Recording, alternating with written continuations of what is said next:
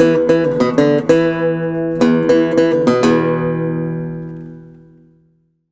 everybody, Caleb here, and June is behind us. It's been a real mixed bag personally. I've had some good stuff going on and some bad stuff going on. I thought I'd share a little bit of update with y'all. I guess we could start kind of with what's in my hands. So I've got quite a bit of work in this month. I would say I'm right on the edge of what I can handle. There's at least 4 customer instruments that are in, and then 1 project that was given to me for me to do. So that's at least 5 instruments that are on the list that I'd like to get done or get going. This one is probably one of the cooler ones actually. This is a D35 Martin from about the mid-70s. This is a 1-owner, and it sounds awesome. It's tuned open G right now, but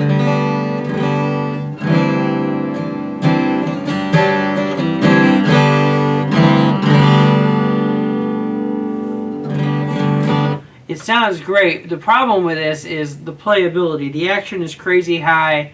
If you run a straight edge on the neck, it runs right into the bridge. So it's got some issues that needs some addressing. As well, I've also got a Gibson that has binding issues that I've been working on. Right now I've got all the binding off of it already. There's a Cittern that's waiting for me to get to it. It's got some nut issues along with a couple of other things. And a homemade guitar that I've got to work on. Those are all my customer instruments. Along with that, I've been given a Yamaha 12-string that has the bridge pulled off. There's finish underneath that bridge, so I'm not sure Yamaha ever really thought that'd stick on there. But that's the list of things that are coming up that I've got to do. So you can probably tell I'm really right on the edge of what I can handle here. I've got quite a few things here. Now some of these aren't real extensive projects. They should be in and out pretty quick. But I've got a bunch of instruments sitting around now. So I've really got to get going on these. The other little bit of good news from this month, the 2 things I was trying to sell, the Mexican Martin and the electronic drum set both sold. So I'm real happy to share that. Of course, not everything's gone quite so easy. In the past couple of weeks, I've had a couple of things that really slowed me down. About everyone in the house was sick there for about a week. And, you know, it just went around and we all passed it around. And I didn't get real sick, but it was enough that I didn't get a whole lot of work done very quickly. And, of course, right in the middle of that, we had to bury the family dog, and that was very difficult. We had her for a long time. She was almost 14. Me and my cousin ended up doing it, and of course sick right in the middle of it, so it was a real hard thing we had to do. Luckily, you know, we got to see her before she went at home, and I'm sure she was happy when she did. On to some less depressing news. It's looking like we may get started on the new shop finally. You know, because it's finally started to get dry. I've got someone interested in getting started on concrete, so I'm really looking forward to that. But that's kind of a good and a bad thing, because once we get started on concrete, that just draws me away from all of this work, because that adds a whole new list of things I have to get done. So it just ties me up a little bit more. So that's good. I'm glad that we're getting started, but it may slow me down a little bit more. Some more good news. I just returned the Taylor that I worked on to its owner, and she was very happy to get it back. She said she really liked the video, and she was sure she was going to be happy with all the work that I did to it. And I can guarantee it'll be night and day difference on that guitar, which is hopefully what we're going to do to this one too. Beyond that, I think I've got a little article to look at, so I think I'll go ahead and get out my little book and I'll pull that up so we can take a look at that.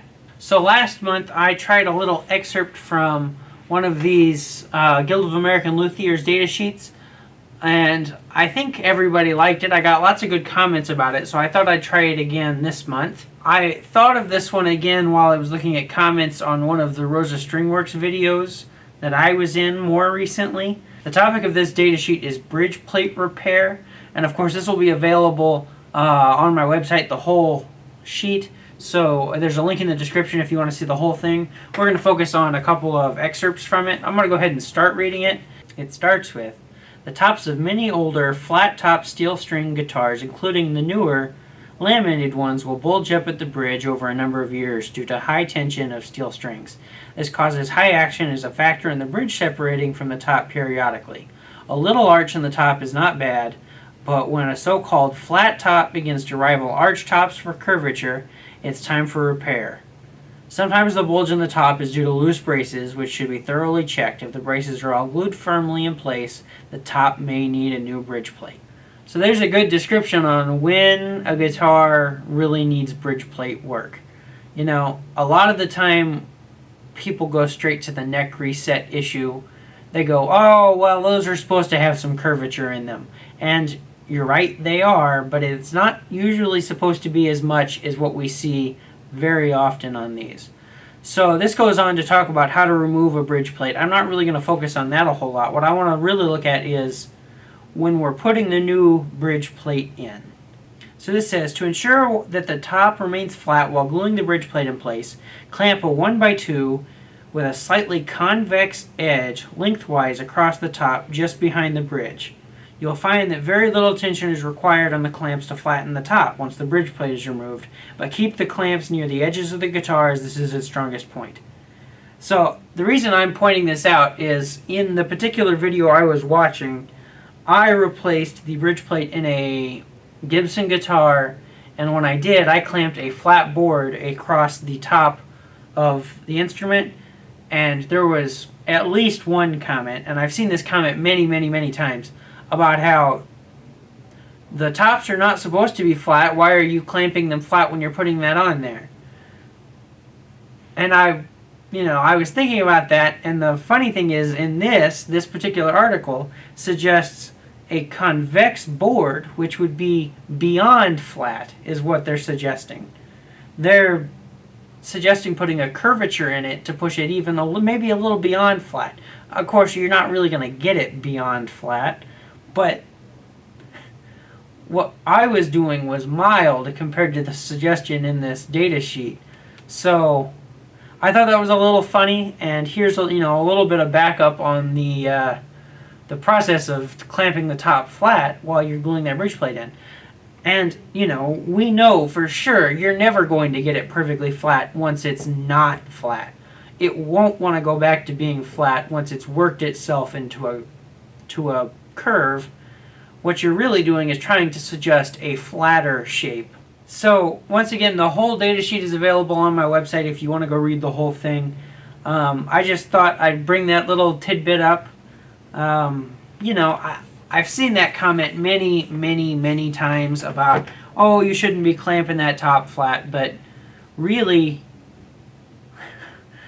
flat is mild compared to some suggestions and the way some people do it. So I definitely would say that that's the way to go. You're never going to get it totally flat again, so you need all the help you can to get it as flat as you can. So one last thing I wanted to talk about. I got an email last week from a gentleman named Brian from Louisiana, and he asked me a little bit about starting out building guitars. He's interested in building a guitar for himself. I kind of have to preface with, I don't have a lot of experience building them. Most of my experience is fixing them. But I have built one completely and more than half of an acoustic. So, I have a little bit of experience putting them together. He kind of asked where to start and how to go along the way. So I wanted to talk about it a little bit so I get my 2 cents out there and all of you can leave comments, giving your thoughts as well. Kind of what I have to say is the very first guitar I built is on YouTube. It's Troy's Electric. We went into that. I had about a year of experience fixing guitars. And that was, mostly acoustics and that sort of thing. Troy had no experience going into that, not even any woodworking experience going into that. He kind of knew how the tools worked, but beyond that, that was the sum of our experience. Was my first year at Rosa Stringworks. So, I'm not going to say that that instrument was perfect, but it turned out pretty good. But we were very careful to make sure that it turned out as good as it could. My little bit of input on building guitars is there are really two mechanical constants regardless of what you're building.